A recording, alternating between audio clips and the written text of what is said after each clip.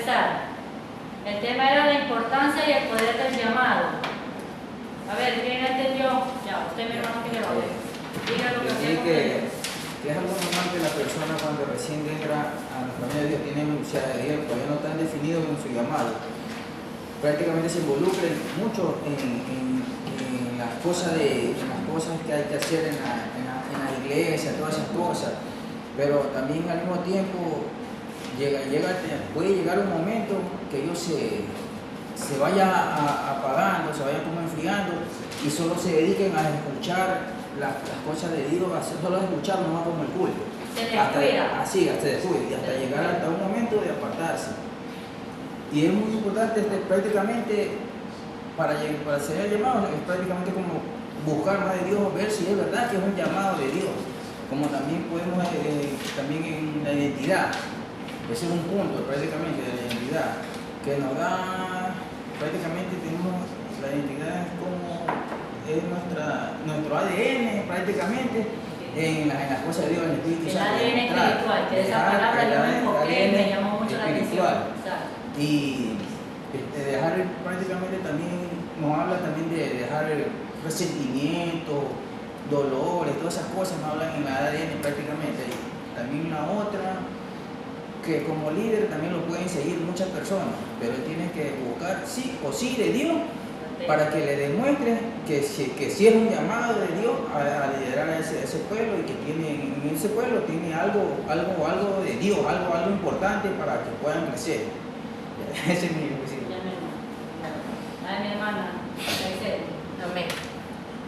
Bueno, realmente, como usted decía, si nos ponemos a ver es algo muy importante. Dice la palabra de Dios que todos somos llamados, ¿cierto? Pero muchas veces al inicio, como decía mi hermano, que a veces al inicio nosotros entramos como que con esas ganas, ese potencial de querer, en algún momento usted mencionó también el querer estar aquí, querer estar allá, hacer muchas cosas, pero llega un momento como que te pegaste y te quedas ahí, o muchas veces te apartas o decides quedarte, pero quedarte ahí, o sea, llegar al culto y como que hacerlo algo monótono, ya saber qué días son los cultos, llegar y quedar.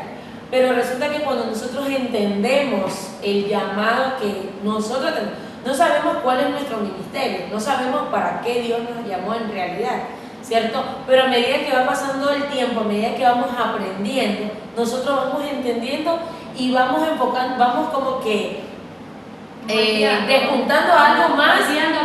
Exacto. Y vamos sabiendo como que, y vamos aprendiendo y vamos dándonos cuenta hacia dónde nos vamos inclinando más. ¿Qué es lo que como que de pronto más nos está gustando? Puede ser, allá veo que me gusta hablar más de Dios en las calles, o sea, como que te vas inclinando más a un evangelista, ¿cierto?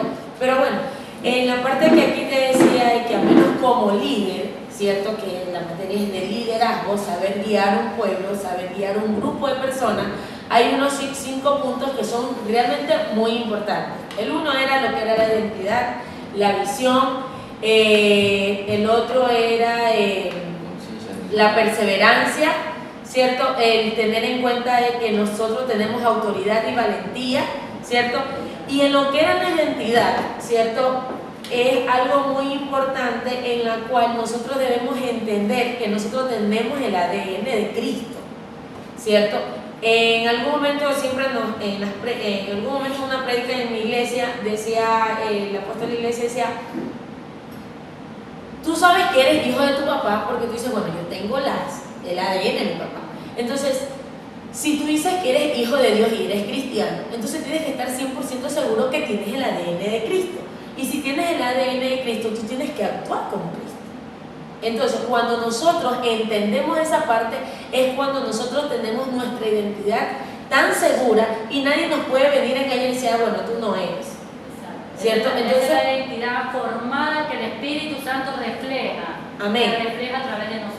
Y es ahí cuando incluso, cuando vamos poco a poco entendiendo ese llamado, es cuando también vamos teniendo ese enfoque, esa visión hacia dónde vamos a ir, en la cual no debemos desenfocarnos para poder, como quien dice, nos llegue a desvincular de donde estamos. Exacto. Incluso aquí en lo que leía, en lo que hacía el resumen, decía una parte en que muchas veces pueden venir situaciones, yo digo siempre, pueden venir momentos de oleaje muy fuertes, o pueden venir vientos tan fuertes que por más fuertes que sean, pero cuando nosotros estamos tan enfocados, nuestra visión está tan centrada, que es Cristo Jesús, ¿cierto?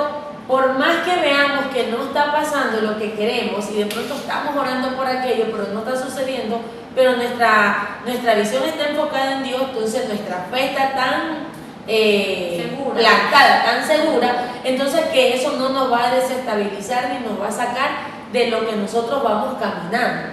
Y por último, en otra parte, bueno, ahí va involucrado lo que es la parte de perseverar, de resistir, porque la Biblia nos habla resistir, ¿cierto? Dice, pueden venir resistir siempre el diablo, que el diablo va a huir, ¿cierto? Entonces, cuando nosotros perseveramos en nuestras tormentas, va a llegar el momento que viene la calma, ¿cierto? Y la última parte que me gustó, y hay un versículo, y yo lo dejé ahí plantado en mi resumen, en la que dice que cuando estamos conscientes en el llamado, nos da autoridad y valentía. La palabra de Dios dice que Él nos ha dado autoridad para degollar serpientes, ¿cierto? Entonces es ahí cuando nosotros entendemos que quiénes somos, cuál es nuestra identidad, qué ADN tenemos, cuál es nuestra visión, por qué perseveramos, cuál es nuestro enfoque. Entonces nosotros vamos a decir, bueno, yo tengo autoridad para reprender, ¿cierto? Algo que se nos esté presentando. Bueno, ya. Así, como dice, cada uno de nosotros nos conocemos, nos hacemos un autoanálisis verdaderamente de que si estamos enfocados en el camino que tenemos un llamado, como yo les decía al principio de la clase, siempre recuerde que usted es un líder desde un principio. Usted se enfoca en ser un líder y no pierda aquella visión de que usted va a ser un día, dice, no porque tengo un cargo, como le decía al principio, que tiene un cargo, va a ser decir, no, si todavía no tengo un cargo, entonces voy a desviarme ya, no. Mientras más busque de Dios, claro que vendrán las pruebas, sí, pero no estará solo. Y siempre tendrá una salida. Y si tiene una fe segura, usted sabe a dónde pisa, como se dice, a dónde pisa, y lo que usted va a hacer, entonces será hecho. Y ahí en el libro, en lo que te hablaba de la visión, en lo que usted decía ahorita, incluso cómo tú sabes si estás, estás teniendo una buena visión o estás avanzando bien, es cuando tú estás en un liderazgo o tienes un grupo de guía. No hablemos que de pronto no seas líder, pero te han dado un grupo de personas o has ganado un grupo de personas que quieren que le hables la palabra de Dios, pero tú ves que empieza a haber crecimiento, empieza a haber fruto, entonces tú estás teniendo una buena visión. Esa es la visión exacta que ha puesto Dios. Más adelante vemos sobre la visión. Es muy importante, por eso que yo no quería saltar estos temas, porque tengo que explicarles partecita por partecita para que vayamos entendiendo, ¿sí? No que nos estamos retrasando, entonces por eso yo estoy acelerando, porque verdaderamente no hemos tenido el tiempo de explicar. Entonces, Sí, eso es lo que es más importante. Hay una parte, porque otros me decían, pero ¿por qué no continuamos al otro libro que está? Porque ahí ya la parte del libro, lo que sigue después, va a detectar lo que es la visión, lo que es la fe, porque un líder tiene que tener visión, fe, todo eso. ¿Sí? Los pasos para que verdaderamente podamos enfocarnos en nuestro llamado, porque cada uno tiene un llamado, un propósito que Dios tiene en su vida, no porque estamos aquí nomás, hacemos, ¿sí? ¿Te va a hablar? Sí. Que a mí está consciente de un llamado, nos da autoridad y valentía. Nosotros nacimos con un llamamiento desde el vientre de nuestra madre, ya Dios, el que lo fundó nuestra madre, Dios ya sabe qué venimos a hacer a esta tierra. Por eso nosotros estamos aquí, es llamado por Dios, y Dios sabe hasta cuándo vamos a estar aquí. Y también el llamado que venimos a esta tierra por Dios. Eso es lo poco que entendí. Sí, lo que puede ser entendible, no, está muy bien expresado lo que usted dice, es verdad. Desde que la fundación del mundo, verdaderamente desde ahí, ya Dios nos separó. Ya desde ahí estábamos elegidos, o sea, somos tan privilegiados verdaderamente que tenemos que tener ese agradecimiento hacia Dios, porque hemos sido de lo que tenemos. Entendido, Entonces, ¿verdad? Que en el momento en que nosotros estamos aquí, porque hemos tenido el llamado de Dios, porque no todos. Ya se he escuchado, no sé si se da bíblico eso, dice que el cielo no es para todos. Es que sí, es que por eso tiene que son muchos los llamados y pocos son los escogidos. Hay que luchar por ser de los pocos escogidos. Eso Cuando sí, dice sí. la importancia del poder del llamado, me estaba diciendo la hermana, bueno, lo poco, no he estudiado, no he repasado, pero medio. naturaleza de Dios. Que venimos, cuando dice la importancia del llamado, como dice la hermana, muchos son los llamados, pocos son los escogidos, y desde el vientre de nuestra madre ya Dios nos había separado, ¿sí? Ya nos había separado. Entonces venimos al camino del Señor, venimos, como estaba diciendo usted, todos queremos estar metidos en todo lugar, porque ese es el amor que sentí. ¿Sí? El amor. Sí, ese es el amor que sentimos, el primer amor, queremos estar metidos en todo. En todo lugar quiere estar metido, allá. Pero, ¿qué pasa?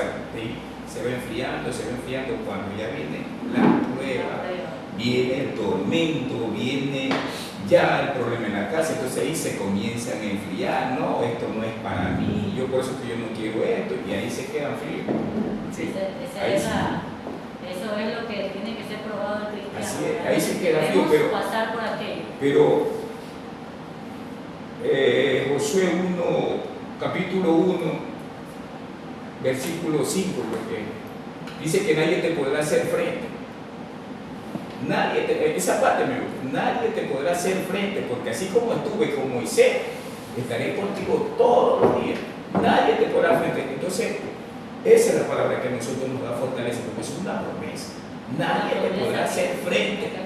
Entonces, si usted coge esa palabra, va a seguir adelante, pero eso depende de cada cual, su fe, como usted dice, es su fe en el Señor. Amén. Aquí tengo el tema que me mandó la hermana: capacítate en la palabra y también en lo secular.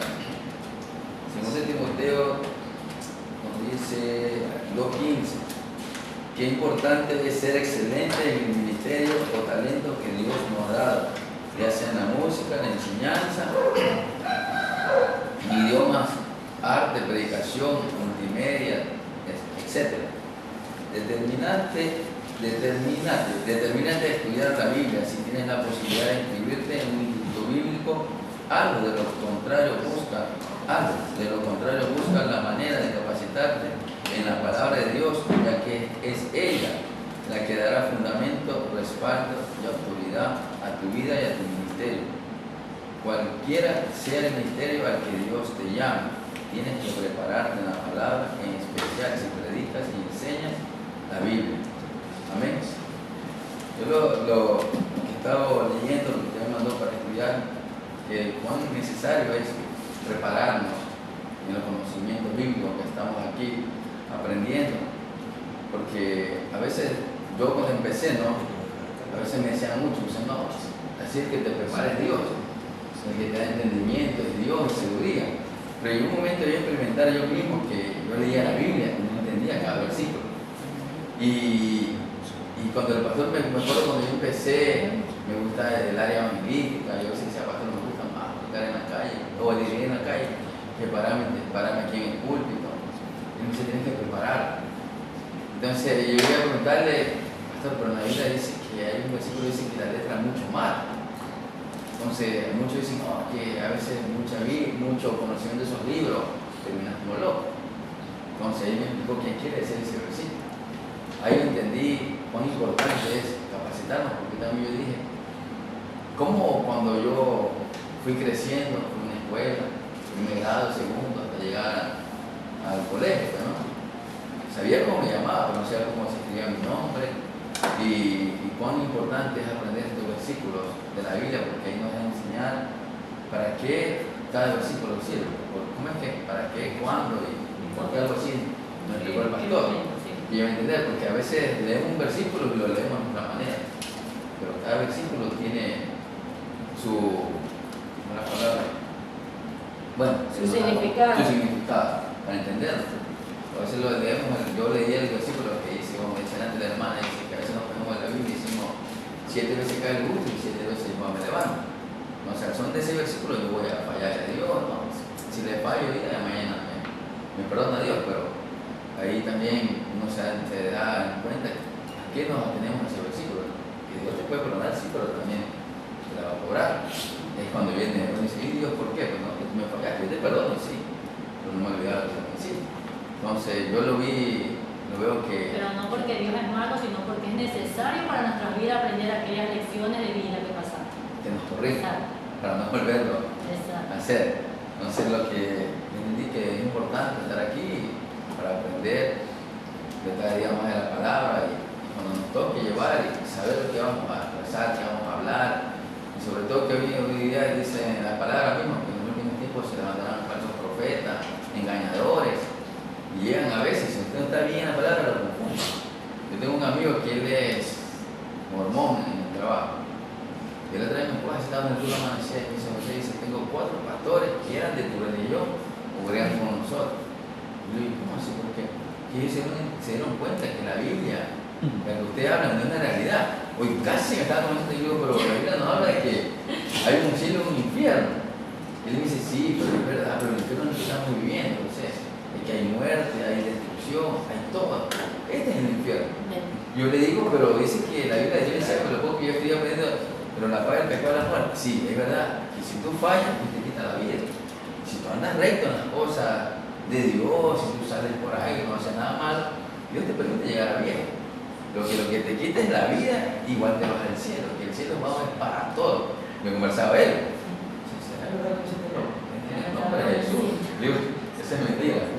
No sé, van a esto lo que yo he entendido, que es bueno prepararse, ¿no? Secular y no. Una vez llegó a mi casa, estaba en la ventana y llegaron 2 mormones, uno de Puerto Rico y otro, pero siempre los veía y ellos como que querían conmigo. Y yo digo, hola, ¿qué fue? Y otra vez fueron a mi casa y la tocaron. Y yo estoy por allá acostado. La gloria sea de Dios. Y ella vino, mi esposa me dice, vaya, usted me dice, hable, ¿qué fue? Hable aquí, que visitándolo, queremos hablar de Jesucristo. Ya te hablo. Y lo dejo que se desenvuelva. La gloria sea de Dios. Les dije, los dejé callados y después me dijeron, me interesa cómo ustedes hablan, quiero venir a aprender un poco más de usted. La gloria sea Dios, así me dijeron. Así me dijeron, me interesa, me dijeron. Y yo después me quedé, yo dije todo eso. No para confrontar a nadie, sino que lo dejé que desfogue. Verdaderamente el Espíritu Santo nos habla a través de nosotros. Si lo dejamos que fluya. Pero bíblicamente. Bueno, mi tema es ama a Dios y a la gente. Estoy un poquito afónico, como le estuve enfermoso, no estoy con la voz como él. Ama a Dios y a la gente. El tema principal está en 1 Corintios capítulo 13 del 1 al 8. Habla de 1 Corintios 13, habla de las primicias del amor. Habla sobre el tema del amor. En 1 Corintios dice de que si tuvieses y hablases lenguas de hombre o lenguas angelicales y no tienes amor, no tienes nada, fueras como un metal que retiñe o suena, o sea, un metal que suena no tiene efecto, o sea, si tú hablas no tienes efecto porque no tienes amor. Como dice la palabra, dice, amarás a Dios con toda tu fuerza, con todo tu corazón y con toda tu mente. Y muchos dicen, yo amo a Dios. ¿Cómo vas a amar a Dios? A Dios no lo ves y aborreces a tu hermano. A tu hermano que lo ves, tú lo aborreces. ¿Y cómo vas a amar a Dios? Si a Dios no lo ves, pero a tu hermano que lo ves tienes que amarlo, porque si tú amas a tu hermano, estás amando a Dios, que Dios no lo ves. Como dice la Escritura, si tú no amas a tu hermano, eres homicida. Así dice la palabra. Eres homicida si tú no amas a tu hermano. ¿Sí? Dice que el amor en Colosenses capítulo 3 versículo 14 dice también vestido del amor, que es el vínculo perfecto. Nosotros como cristianos tenemos que estar vestidos del amor para amar al prójimo, amarlo a él, porque a ellos tenemos que amar, ¿sí? Porque si no tenemos amor, como vuelvo a decir, no somos nada, retiñamos nomás, es un eco que nada más hacemos si no tienes amor. El amor echa fuera el temor, dice el Señor en su palabra.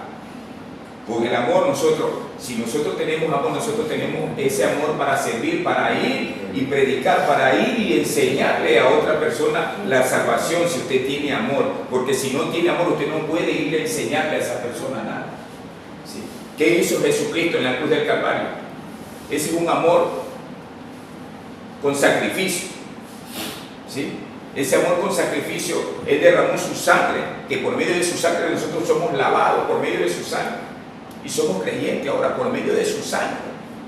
Somos lavados por la sangre. El amor que tuvo Jesús con nosotros que ni lo merecíamos. Ese amor es el vínculo perfecto. Si usted tiene amor, usted tiene amor, usted tiene amor, usted tiene todo el ministerio para seguir adelante porque usted tiene el amor para ayudar a las personas. Si no tiene amor, no tiene nada. Como dice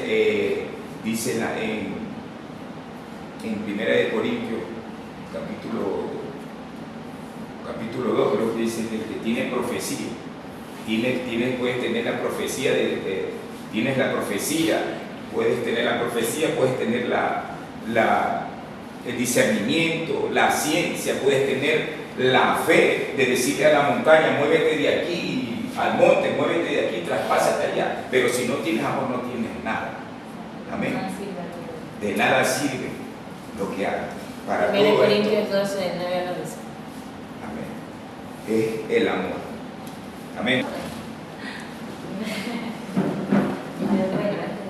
A ver, sí, estábamos viendo sobre las actitudes de un buen líder cristiano. Esto estaba dividido en dos partes. La primera parte yo se las quise dar a los hermanos para que pongan.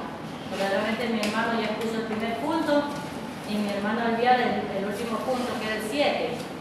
Ahí viene actitudes de un buen líder cristiano, la parte 2. Un líder cristiano, ¿no? Sí, ahí viene la actitud de un buen líder cristiano, la parte 2. De eso quiero que vengan leyendo la próxima semana. Solo leyendo. Sí, solo leyendo. Y márquenme los puntos más importantes. Y una hojita puede poner, o no, ese lo hacemos aquí en trabajo clásico. Ya voy a hacerlas así. Entonces vengan leyendo, leer nomás las actitudes de un buen líder cristiano, la parte 2. ¿Sí? Venga leyendo cada punto, ya que va a leer todo, va a comprender. Si usted lee lo primero, ya sabe de qué se trata y va leyendo lo que dice. Ejemplo, dice aquí el 8, así como le dije, les voy a hacer el ejemplo como les dije la semana pasada. Dice el 8, dice, aprende en silencio y rinde cuentas.